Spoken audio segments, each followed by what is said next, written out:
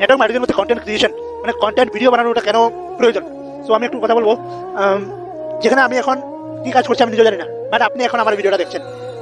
আমি কি আপনার সামনে বসে কথা বলছি, আপনাকে প্রেজেন্টেশন দিচ্ছি, আপনাকে ভিডিওকে মুখোমুখি বসে বসে হ্যাঁ দাদা হ্যাঁ দিদি বুঝতে পারছেন কিনা আমি এরকম ভাবে বলছি না, আপনি আমার ভিডিওটা দেখছেন।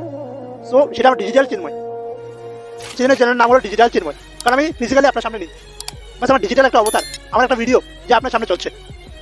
সো এটা আমি জানি না আপনি কোথা থেকে দেখছেন, আমি আপনার বাড়ির সামনে নয়, আমি আপনার পাড়ার লোক নয়, আমি আপনার শহরের লোক নয়, আমি আপনাদের কত দূরে আছি আমি নিজেও জানি না, কারেক্ট। বাট এটা আমি 24 ঘন্টা চলবে, ঠিক আছে।